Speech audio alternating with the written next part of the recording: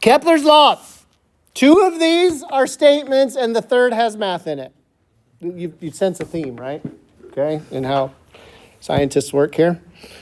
Number 1, very important, okay? Orbits of the planets are elliptical. So it's funny that we teach you this one because other than conceptually knowing how an elliptical orbit works, we don't do any of the math of elliptical orbits. We only do circular orbits in physics 4A. Mathematically, like when we're problem solving, all that kind of stuff. We just assume the Earth is a sphere. We assume all the orbits are circles. They're not. They're actually ellipses. Does anybody know what the shape of the Earth is if it's not a sphere? It's an oblate spheroid. Oblate just means it's fatter in the middle than it is at the tops and bottoms. So what Kepler discovered, which was pretty revolutionary at the time, is that the orbits of the planets were not perfectly circular. They were elliptical.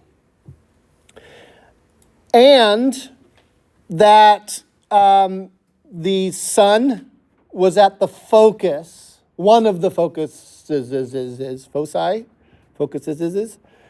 the ellipse. Remember an ellipse has got 2 centers, so to speak, right? Okay.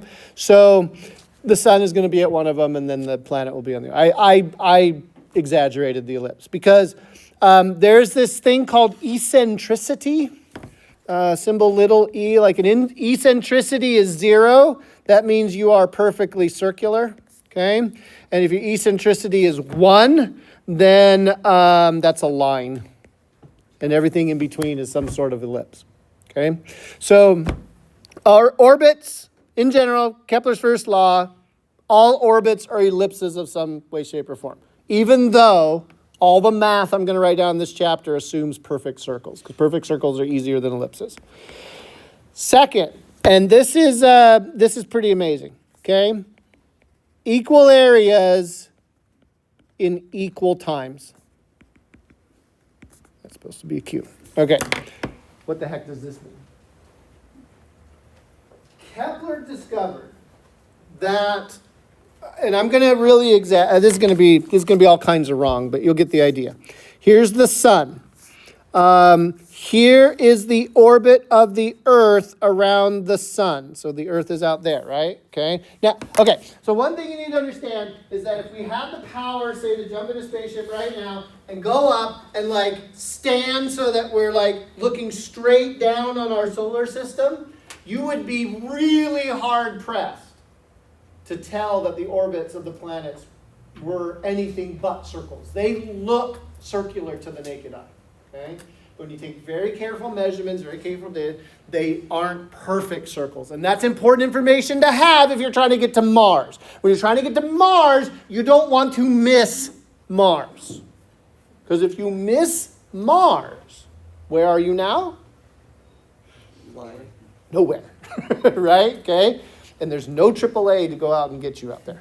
Okay? So you don't want to miss Mars, so it's good to be precise. But if you look at a planet, except for one non-planet.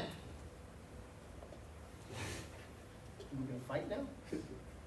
What planet am I speaking about that's not a planet anymore? Pluto. Okay?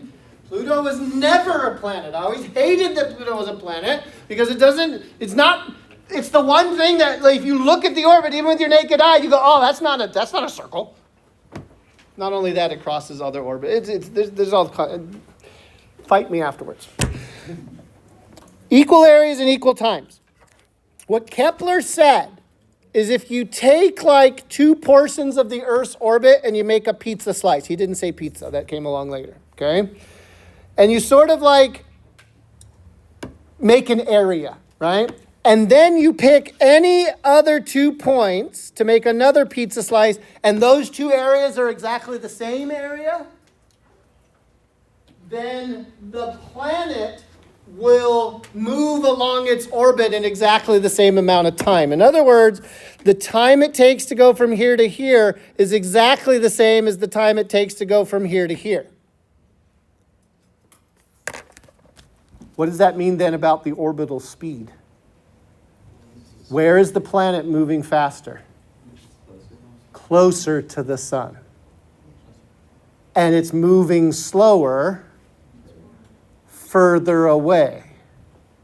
100 years before we would have, 200 years before we would have a name for this, Johannes Kepler has discovered conservation of energy.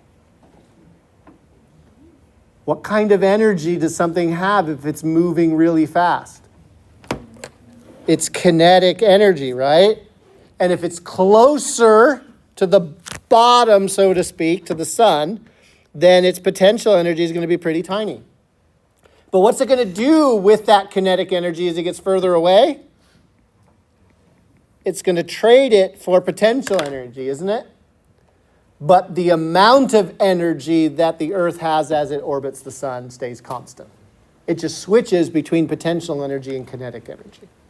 So Kepler's second law is a statement of conservation of energy.